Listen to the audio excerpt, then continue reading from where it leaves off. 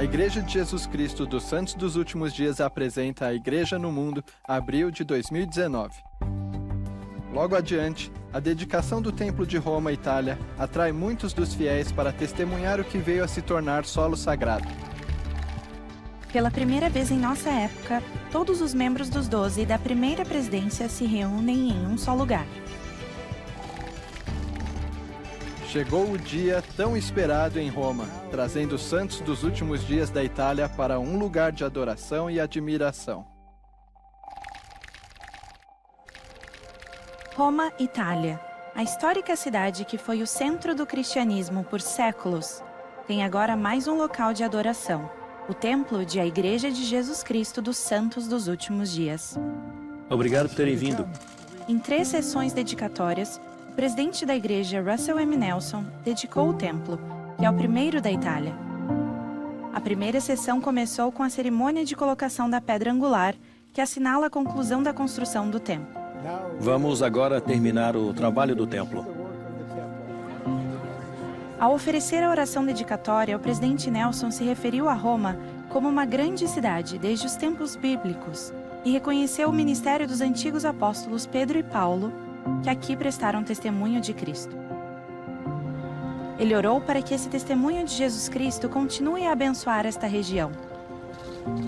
Todos os membros da primeira presidência e do Quórum dos 12 Apóstolos estão participando de várias sessões dedicatórias. Para o presidente Nelson, o convite de estarem todos aqui foi uma das maiores emoções de sua vida. Fiquei surpreso e feliz, como podem imaginar, de fazer parte desse acontecimento histórico e maravilhoso. Estamos de volta com o profeta e os apóstolos vivos, que têm por tradição o mesmo chamado de proclamar o evangelho a todo o mundo. Estamos aqui com o profeta, fazendo exatamente isso nesta época. Foi um dia de alegria para os santos dos últimos dias, muitos dos quais vieram de bem longe para participar deste dia especial. Ter um templo em Roma é como nos aproximar ainda mais do Senhor. O templo é um lugar de paz. Não é só um lugar para encontrar respostas, é também onde podemos sentir o Senhor mais perto de nós. O templo atenderá mais de 23 mil santos dos últimos dias da Itália e de países vizinhos. Com o templo dedicado, aqueles que ali adorarem vão desfrutar as bênçãos das cerimônias mais sagradas de nossa religião. Sinto-me abençoada, porque é assim que me encontro com Jesus Cristo.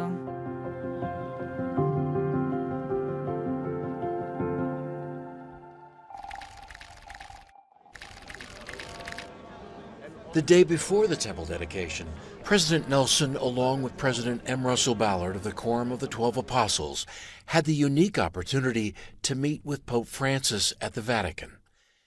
They talked about their concern for human suffering, religious liberty, and the importance of the family. We had a most cordial, unforgettable experience with His Holiness. He was most gracious and warm and welcoming. This was the first time a president of the church has met with a pope. É bom estar ao seu lado, meu amigo. No dia seguinte à dedicação do Templo de Roma, Itália, toda a primeira presidência e o Quórum dos 12 Apóstolos de a Igreja de Jesus Cristo dos Santos dos Últimos Dias se reuniram para tirar fotos históricas. Vamos nos sentar por ordem de tempo de chamado e os outros 6 ficam atrás. Acredita-se que esta seja a primeira vez na história da Igreja que todos os 15 líderes se reúnem em um mesmo local fora dos Estados Unidos. A seguir, o ministério pessoal do presidente Russell M. Nelson se espalha por toda a América Latina. E mais tarde, em A Igreja no Mundo, uma caminhada pelo histórico Templo de Roma, Itália. Russell M. Nelson, o profeta de 94 anos de idade e presidente de a Igreja de Jesus Cristo dos Santos dos Últimos Dias, deu continuidade às suas extensas viagens ao redor do mundo, ministrando aos membros e amigos da fé. O presidente Nelson, acompanhado da esposa, Wendy, e do elder Gary E. Stevenson, do Quórum dos 12 Apóstolos, e sua esposa Lisa, estreitou os laços com o povo da América do Sul durante visita de 9 dias por 5 países em outubro passado. A primeira parada do presidente Nelson foi em Lima, Peru, Em um devocional, ele falou para mais de 6.000 pessoas, surpreendendo e deleitando o público presente. Com sua permissão, eu gostaria de falar em espanhol.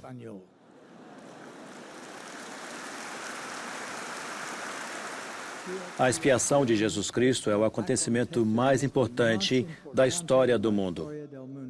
Enquanto esteve no Peru, o presidente Nelson também se reuniu com o presidente do Peru, Martín Vizcarra, e visitou um possível local de um futuro templo em Lima.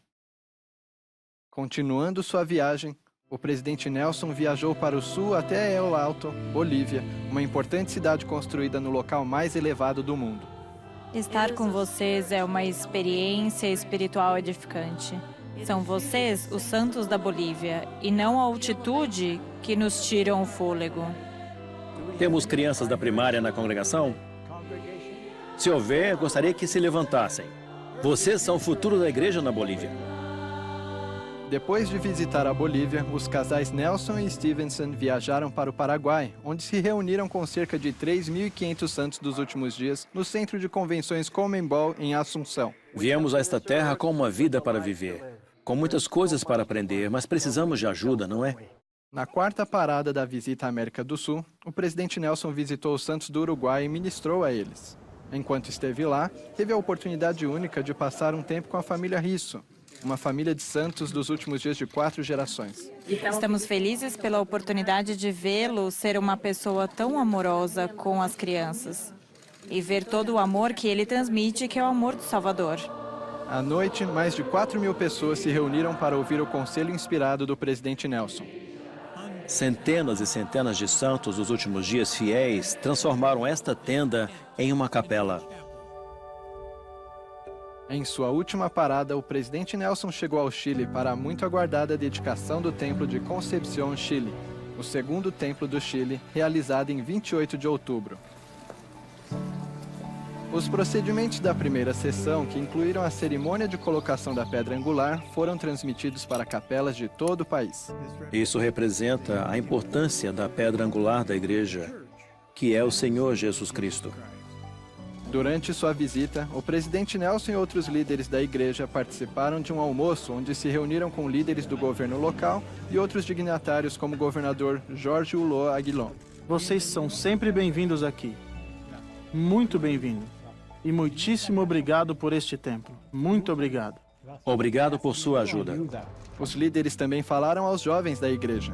Que experiência incrível é para os jovens da igreja poderem ir à casa do Senhor. Vocês nunca estarão perdidos se conseguirem ver o templo em sua vida. Foi uma experiência magnífica, cheia de alegria. Pudemos sentir o puro amor de Cristo. Com a dedicação do templo concluída, o presidente Nelson voltou para os Estados Unidos, tendo deixado uma impressão inesquecível no povo da América do Sul. O ministério do presidente Nelson não parou depois da América do Sul. Em novembro, juntamente com o elder David A. Banner e a esposa Susan, o presidente Nelson viajou para San Antonio, Texas, para um devocional especial no Alamo Dome.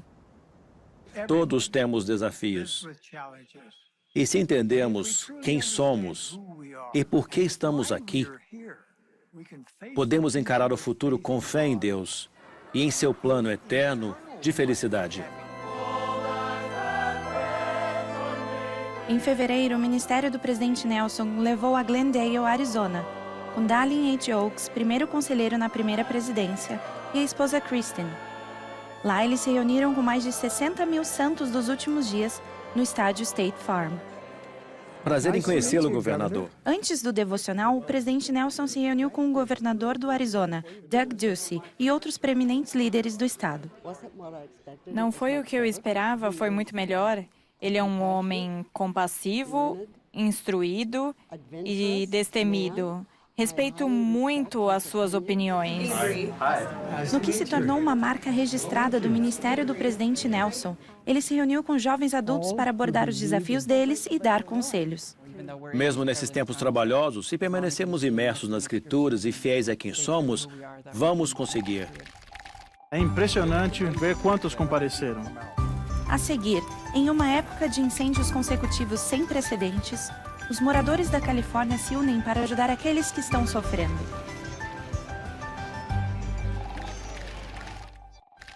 Ali tem óleo para motores de 2 tempos e ali para motosserras. De furacões a incêndios violentos, os desastres muitas vezes fazem aflorar o melhor nas pessoas. No início de outubro, o furacão Michael atingiu parte da Flórida com ventos de mais de 250 km por hora e muita destruição.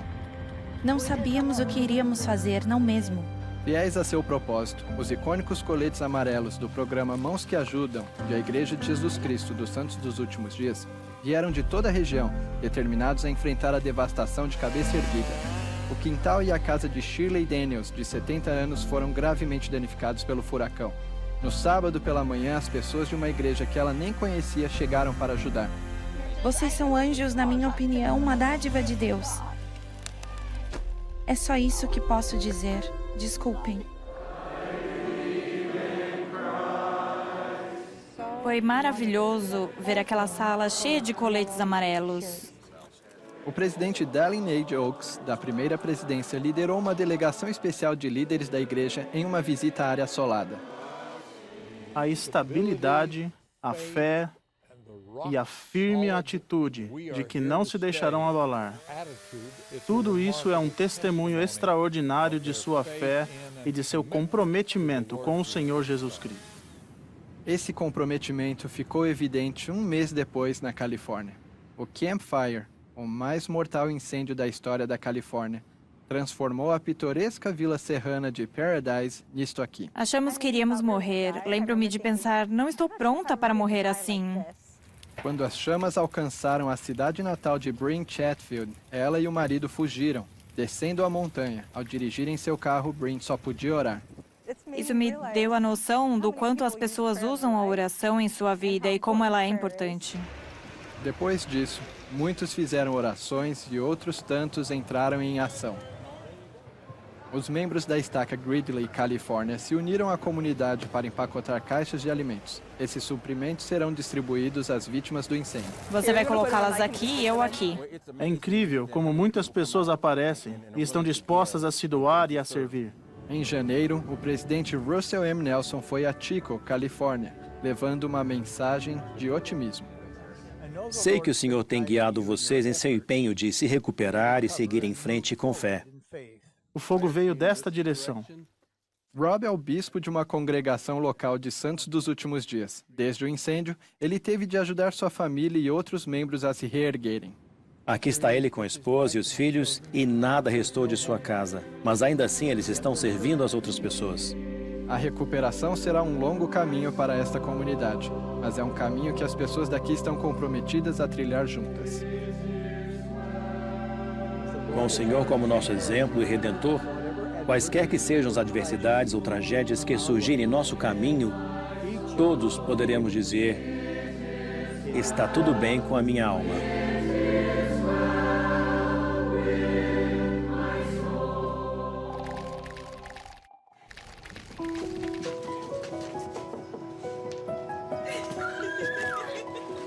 Pelo terceiro ano consecutivo, a campanha de Natal da igreja, Seja a Luz do Mundo, ganha vida. Além de lançar uma série de vídeos incentivando as pessoas a servir, a igreja coletou 2,3 milhões de dólares por meio de máquinas de coleta de doações, máquinas automáticas de venda colocadas nos Estados Unidos, na Inglaterra e nas Filipinas. Foi possível que as pessoas comprassem artigos para os necessitados por causa das máquinas, como alimentos, água potável e medicamentos. Em fevereiro, a irmã Joy D. Jones, presidente-geral da primária, viajou a Manhattan para entregar os cheques de fundos coletados em todas essas máquinas a vários parceiros mundiais de serviço humanitário da igreja, incluindo a CARE, WaterAid America e a UNICEF dos Estados Unidos. Agradecemos pela parceria. Obrigada pelo espírito no qual essas máquinas foram instaladas e por estarem conosco hoje para entregar o cheque que vai fazer a diferença. As doações estão sendo usadas para comprar quase 843 mil refeições, mais de 16 mil medicamentos e suprimentos médicos, quase 11 mil peças de roupa e artigos domésticos, cerca de 20 mil galinhas e 4.800 bodes. Além das doações para os parceiros mundiais de serviço humanitário da igreja, foram feitas contribuições para organizações locais de Manila, Filipinas, cidade de Nova York, Londres, Inglaterra, Gilbert, Arizona e Salt Lake City, Utah. 182 cartões de abastecimento e passes de ônibus. A irmã Sharon Eubank, conselheira na Presidência Geral da Sociedade de Socorro e diretora dos Serviços Humanitários SUD, entregou cheques para o Utah Food Bank, para o I Care for Kids e para o Utah Refugee Connection.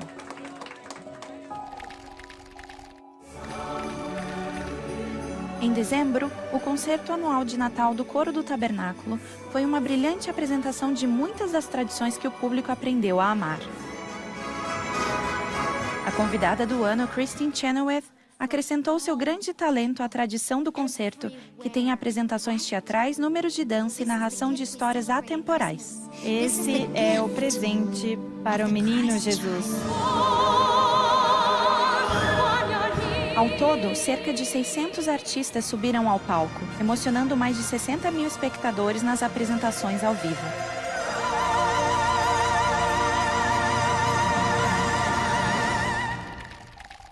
A seguir, a igreja anuncia novas diretrizes para as famílias e os missionários, que vão ajudá-los a se manterem conectados. E ainda por vir, uma visão detalhada do Templo de Roma, Itália. Fiquem conosco. Como santos dos últimos dias, nós nos acostumamos a pensar na igreja como algo que acontece em nossas capelas, com o apoio do que acontece no lar. Precisamos fazer um ajuste desse padrão. É hora de uma igreja centralizada no lar. Na Conferência Geral de outubro, o presidente Russell M. Nelson com o elder Quentin L. Cook, do Quórum dos 12 Apóstolos, anunciaram um novo horário de reuniões dominicais de 2 horas. Essas mudanças pretendem trazer um novo equilíbrio e conexão entre o ensino do Evangelho na igreja e no lar. Amamos nossos missionários. E os missionários amam sua família e desejam se comunicar com ela. Em fevereiro, a primeira presidência da igreja anunciou uma atualização nas diretrizes para a comunicação entre os missionários de tempo integral e sua família. Além das cartas e e-mails, agora, os missionários podem telefonar para casa ou iniciar um bate-papo online. Isso é algo incrível que terá resultados maravilhosos e positivos para as famílias e para os missionários. O Senhor incutiu em minha mente a importância do nome que Ele decretou para a sua igreja. Em seu empenho contínuo para melhor refletir seu nome e seu compromisso para com Jesus Cristo, a igreja está consolidando e renomeando seus sites e canais de mídia social. O site lds.org foi renomeado para churchofjesuschrist.org. E a sala de imprensa Mormon, em inglês, agora se chama newsroom.churchofjesuschrist.org. Em nome da primeira presidência de A Igreja de Jesus Cristo dos Santos dos Últimos Dias, tenho a satisfação de anunciar uma contribuição de $2 milhões. Um momento emocionante de apoio de A Igreja de Jesus Cristo dos Santos dos Últimos Dias e do Family Search International, visto por milhares de participantes da Rootstack 2019 no Centro de Convenções de Salt Lake City.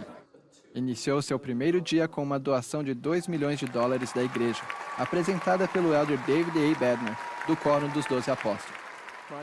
Michael, oramos para que, por meio dessa doação e da parceria contínua entre a Igreja e o Museu Afro-Americano Internacional, milhões e milhões de filhos de Deus sejam abençoados com o maior senso de conexão, inclusão e propósito. Os recursos apoiaram a criação de um centro de história da família dentro do Museu Afro-Americano Internacional em Charleston, Carolina do Sul.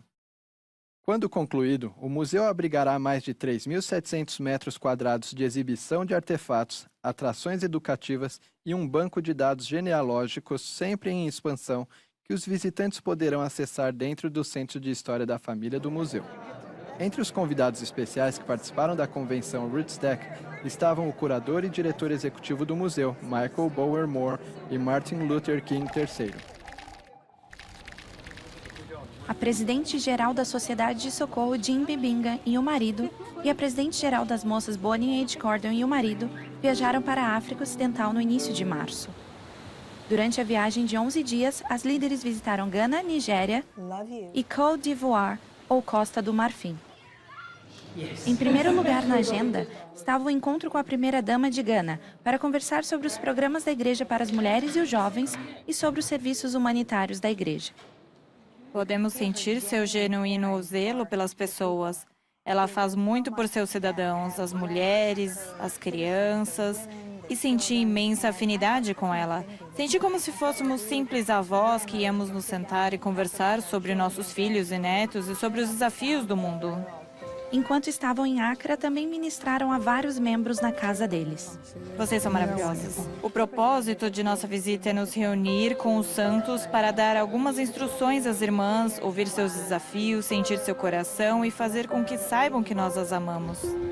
Na capela, a irmã Bingham participou de um programa piloto de alfabetização do Evangelho, que ensina as mulheres a ler, ao mesmo tempo em que ensina o Evangelho de Jesus Cristo.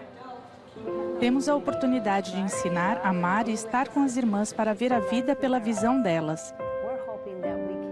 Esperamos compreender mais sobre a vida na África, sobre algumas das coisas excelentes que elas comemoram e alguns dos desafios e das coisas que lhes tiram o sono. Amo vocês, muito obrigada. E continuem com tudo de bom que estão fazendo.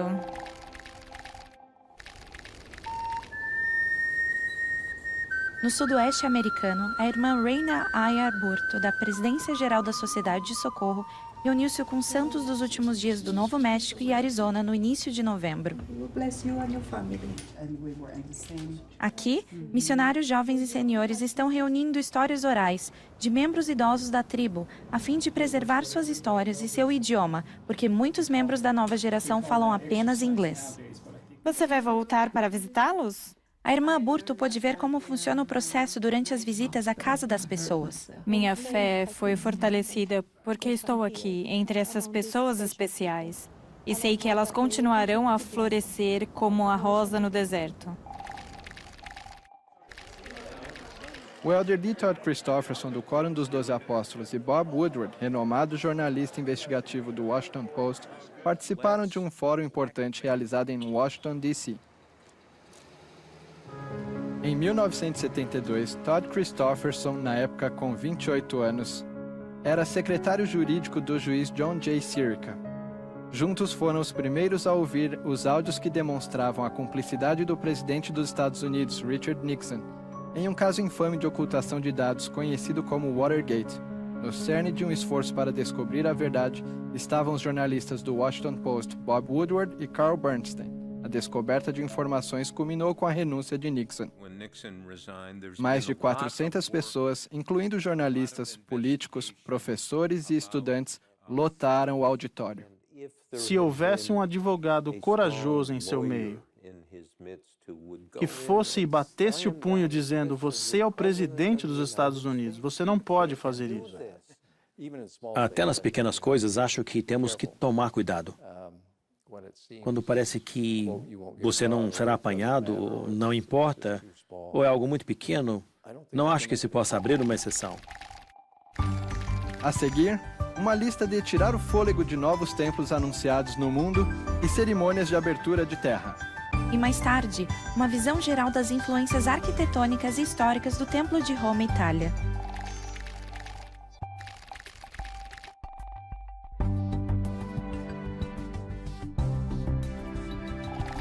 Temos hoje a satisfação de anunciar os planos para a construção de mais 12 templos.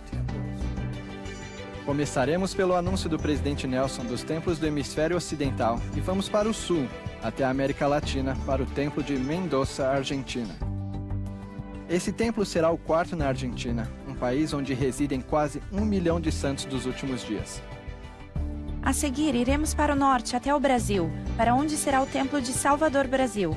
Há 6 templos em funcionamento no país, com outros 2 em construção e 3 outros anunciados, mas ainda não iniciados. Vamos para a América Central, até aquele que será o 14º templo do México, o Templo de Puebla, México. Há aproximadamente 1,5 milhão de santos dos últimos dias no México. Nossa próxima parada é em Yuba City, Califórnia. O templo de Yuba City, Califórnia, será o 8º templo na Califórnia. Cruzando os Estados Unidos até o Caribe, o templo de San Juan, Porto Rico, será o primeiro templo de Porto Rico, onde residem mais de 23 mil santos dos últimos dias. A abertura de terra será realizada no sábado, dia 4 de maio. Cruzando o Atlântico, passamos em Cabo Verde, onde residem cerca de 15 mil santos dos últimos dias. Esse conjunto de ilhas, que fica a cerca de 560 quilômetros da costa noroeste da África, terá seu primeiro templo na capital chamada Praia. A abertura de terra do Templo de Praia Cabo Verde ocorrerá em 4 de maio. Vamos para o leste, ao continente africano, a futura localização do Templo de Lagos, Nigéria. O segundo templo na Nigéria e o nono na África. Atravessando a África para o Sudeste Asiático, o Templo de Phnom Penh, Camboja, será o primeiro construído no Camboja e o nono na Ásia. E cruzando o Mar do Sul da China para as Filipinas, o Templo de Davao, Filipinas, será o sexto templo dessa nação insular de 107 milhões de pessoas. Atravessando o Mar das Filipinas para o Pacífico Ocidental, chegamos à futura localização do Templo de Digo, Guam. Esse será o primeiro templo de Guam. A abertura de terra desse templo será realizada em 4 de maio. Indo para o sul, do outro lado do Mar de Coral, chegamos ao que será o Templo de Auckland, Nova Zelândia. Esse será o segundo templo da Nova Zelândia, depois do Templo de Hamilton, Nova Zelândia, que está fechado para a reforma. E voltando para a América do Norte, chegamos ao sul de Utah, a futura localização do Templo de Washington County, Utah. Esse será o 20º Templo de Utah. Encerramos nossa lista de 12 novos templos, mas há muitas outras dedicações importantes e atualizações sobre os templos ao redor do mundo. Na América Latina, o Templo de Barranquilla, Colômbia, se tornou o templo de número 161 em funcionamento da igreja, após sua dedicação em 9 de dezembro de 2018. Ele foi formalmente dedicado pelo presidente Dallin H. Oaks, primeiro conselheiro na primeira presidência. Irmãos e irmãs, temos o prazer de dar-lhes as boas-vindas ao local do templo. Antes da dedicação, o presidente Oaks e o elder Ulisses Soares, do Quórum dos 12 Apóstolos, reuniram-se com os convidados fora do templo para a cerimônia de colocação da pedra angular. O selamento da pedra angular é uma importante e simbólica conclusão da construção do templo. Esse é o segundo templo do país e o 19º templo da América do Sul. Ele atende cerca de 35 mil santos dos últimos dias nas regiões do norte da Colômbia. Atravessando o Pacífico de volta para as Ilhas das Filipinas, o elder Jeffrey R. Holland, do Quórum dos 12 Apóstolos, presidiu a cerimônia de abertura de terra do Templo de Urdaneta, Filipinas, no dia 16 de janeiro. Há mais de 750 mil santos dos últimos dias morando nas Filipinas. No Sudeste Asiático, foi realizada a abertura de terra do Templo de Bangkok, Tailândia, em 26 de janeiro. O presidente da área Ásia, o elder David F. Evans, presidiu a cerimônia. Cruzando o Pacífico até as montanhas do oeste, foi realizada a abertura de terra do Templo de Pocatello, Idaho, em 16 de março, com o elder Wilford W. Anderson presidindo a cerimônia. O Templo de Pocatello é o sexto de Idaho, um estado com quase 500 mil de santos dos últimos dias. Com o passar do tempo, os templos precisam inevitavelmente de renovação e reforma. Durante a Conferência Geral de outubro do ano passado, o presidente Russell M. Nelson falou sobre os templos que seriam fechados para a reforma. O templo de St. George, Utah, será fechado no dia 4 de novembro deste ano e espera-se que seja reaberto em 2022. O templo de Salt Lake também será fechado para a reforma. Serão anunciadas as datas dessa e de outras reformas. Logo mais, o registro de lembranças profundamente pessoais como arte. As pinturas do presidente Henry B. Eyring estão expostas no Museu de História da Igreja. Essa história e muito mais em Notícias.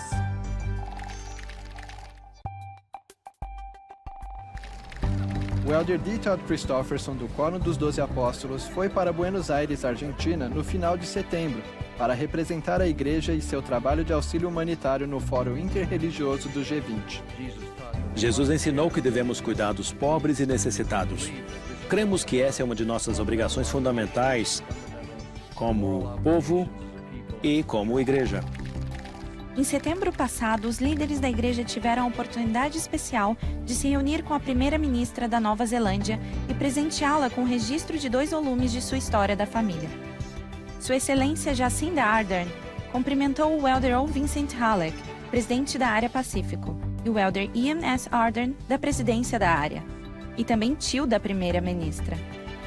Tendo se tornado primeira-ministra aos 37 anos de idade, Jacinda Ardern é a mais jovem mulher chefe de governo do mundo. Como líderes religiosos, ocupamos uma posição de confiança na vida das famílias e, portanto, temos grande responsabilidade por sua segurança e seu bem-estar. Em outubro, a irmã Joy D. Jones, presidente-geral da primária, se uniu a outros líderes comunitários e religiosos de Utah para exortar as pessoas a se unirem na proteção das crianças contra o abuso infantil. Ao combinarmos esforços, creio que veremos grandes coisas acontecerem. Em dezembro, a Associação de Profissionais Santos dos Últimos Dias de Nova York realizou seu banquete anual na histórica igreja de Riverside, em Manhattan. O elder Quentin L. Cook, do Quórum dos 12 Apóstolos, foi orador principal, dirigindo-se a um público que representava inúmeras denominações e prestando homenagem ao rabino Joseph Potesnik, um proeminente líder judaico da cidade de Nova York. Viemos aqui hoje com diferentes formações e crenças, mas que continuemos a levar a luz e o amor uns para os outros.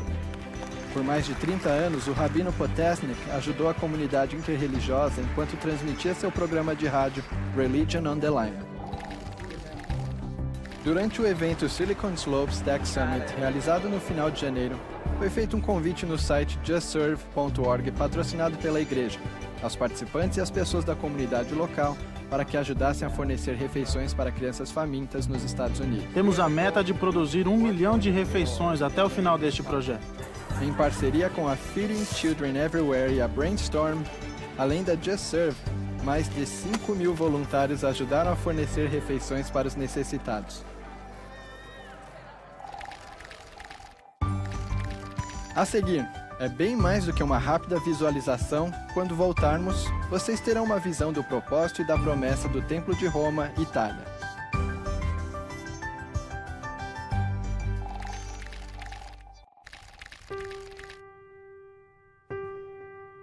Nos arredores da Roma moderna, um novo centro religioso emergiu perto da aldeia de Latinchina Buffalota, em homenagem à famosa cidade da qual recebeu seu nome. Os 3.716 metros quadrados do Templo de Roma, Itália, e a Igreja de Jesus Cristo dos Santos dos Últimos Dias exibem traços arquitetônicos da Roma Antiga. Uma influência duradoura que tem influenciado o mundo, na arte e na arquitetura por 2.000 anos. É muito belo. O trabalho foi realizado de modo muito profissional e perfeito. O intuito era que todas as pessoas que ali entrassem sentissem como se estivessem em um local italiano. Reconheceriam isso por causa dos materiais utilizados, do projeto e dos arredores. Em 1997, a igreja comprou uma fazenda de mais de 6 hectares. Quando a igreja comprou o terreno, sem dúvida, ninguém sabia exatamente o que iria acontecer ali. Mas os membros começaram a chamar aquela propriedade de local do futuro templo. Durante a Conferência Geral da Igreja de outubro de 2008, o presidente Thomas S. Monson anunciou planos para a construção de um templo em Roma. 2 anos depois, ele realizou a abertura de terra do projeto. Foi um dia grandioso para mim, para minha família e para todos os santos da Itália. Agora, os membros italianos celebram outro dia histórico: o término do seu templo tão esperado. Tenho um sentimento muito forte, porque finalmente temos um templo aqui na Itália. Agora meus filhos terão mais oportunidades de ir ao templo do que eu tive quando era jovem. Sou da Sicília, de modo que eu só podia ir ao templo uma vez por ano. É realmente uma grande oportunidade e bênção para todos os santos da Itália, poder voltar à casa de nosso Pai Celestial. As paredes da estrutura sagrada encurvada, recobertas de granito bianco-sardo, são inspiradas no design oval da época barroca. O templo também inclui um impressionante conjunto de vitrais inspirados em oliveiras. Pensei imediatamente que a igreja de San Carlo, em Quattro Fontane, poderia ser a inspiração para o templo. Isso gerou esse conceito, bem no início do projeto, de um templo encurvado, tanto no exterior quanto no interior. Os melhores materiais podem ser vistos em todo o Templo de Roma, Itália. Desde as pedras do piso provenientes do norte da Toscana e o mármore da Espanha, até os trabalhos de marcenaria em mogno, radica e cerejeira, e também os utensílios de vidro de Veneza, todos criados e instalados por artesãos e artífices da melhor qualidade.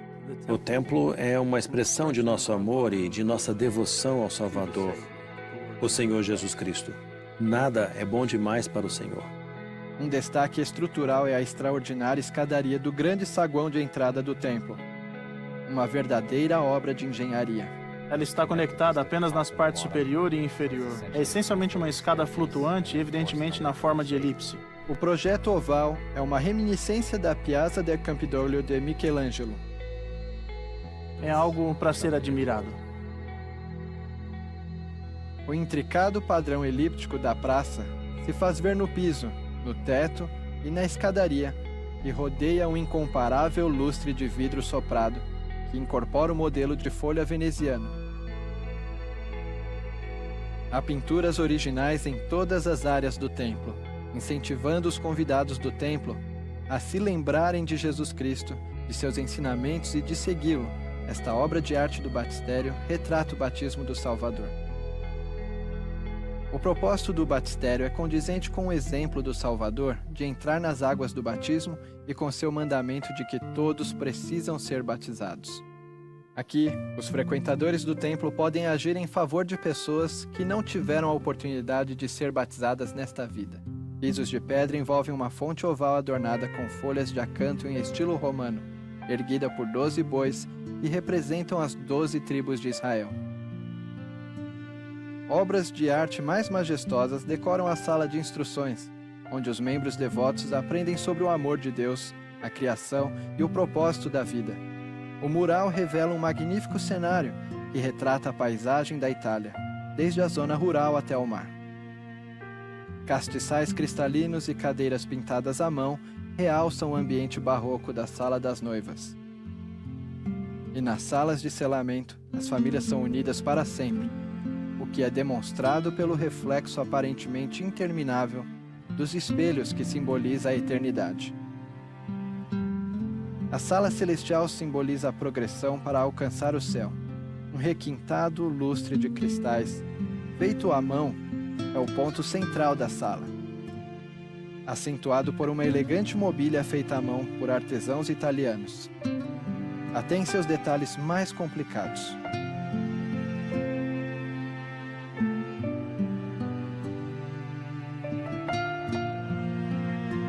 Em nossos templos sagrados estão disponíveis os mais sagrados e importantes sacramentos ou ordenanças que recebemos como membros de nossa igreja.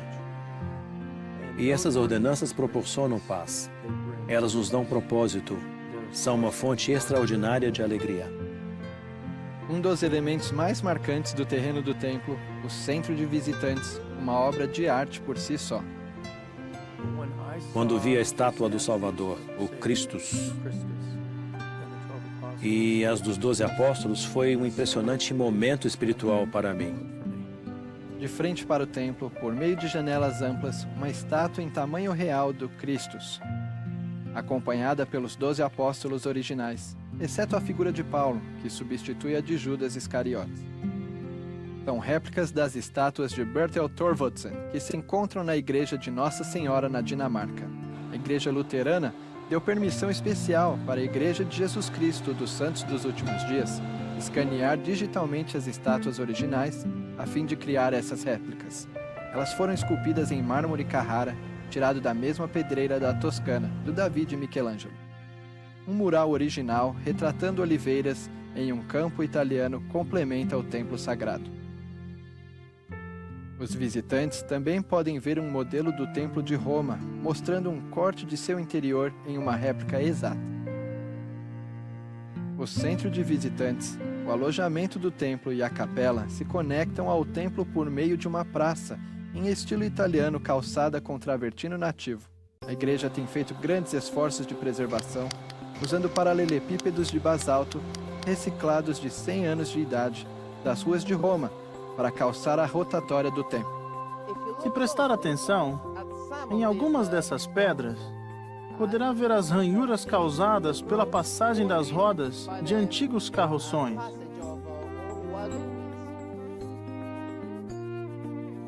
Além disso, a igreja preservou os pinheiros italianos da propriedade, que agora proporcionam um ambiente tranquilo e sombreado ao longo da escada que leva ao templo. Também foram preservadas oliveiras da antiga fazenda e antigas oliveiras do norte da Itália, com 400 a 500 anos de idade, foram plantadas na praça. Sempre que cortamos as raízes de uma oliveira, elas brotam. Algumas pessoas sugerem que talvez esse seja um símbolo de esperança na ressurreição.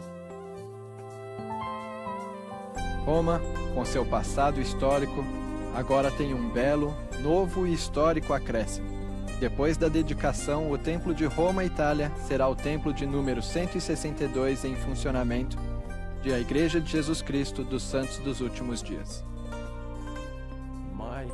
Minha esperança verdadeira é que todas as pessoas que vierem ao templo e ao centro de visitantes sintam a alegria que será evidente.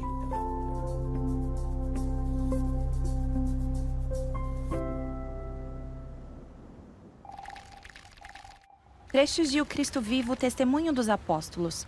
O documento original O Cristo Vivo foi impresso em 1º de janeiro de 2000. Estes trechos foram gravados na dedicação do Templo de Roma, Itália.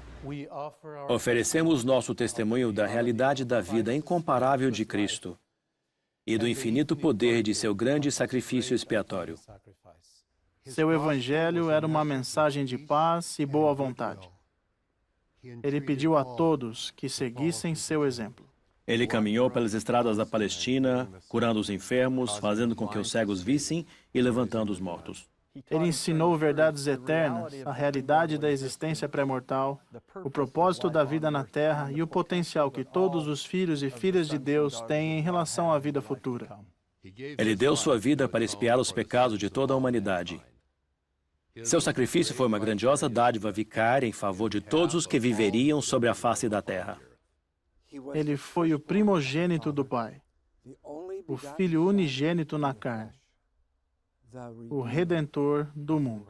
Ele levantou-se do sepulcro para ser feito as primícias dos que dormem.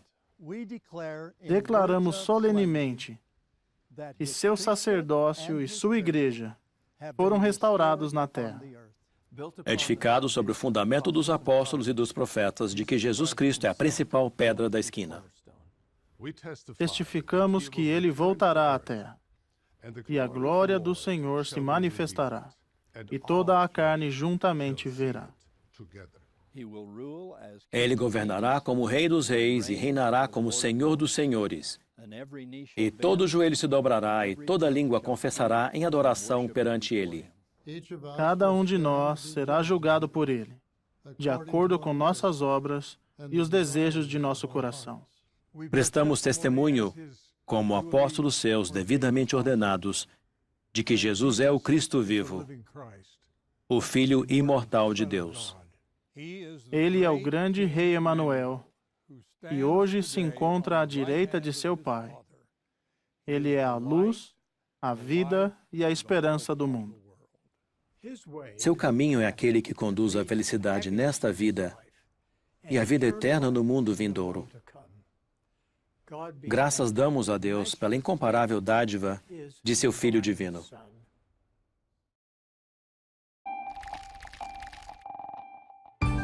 Esse foi A Igreja no Mundo, de abril de 2019. Para ver online a Igreja no Mundo, acesse newsroom.churchofjesuschrist.org.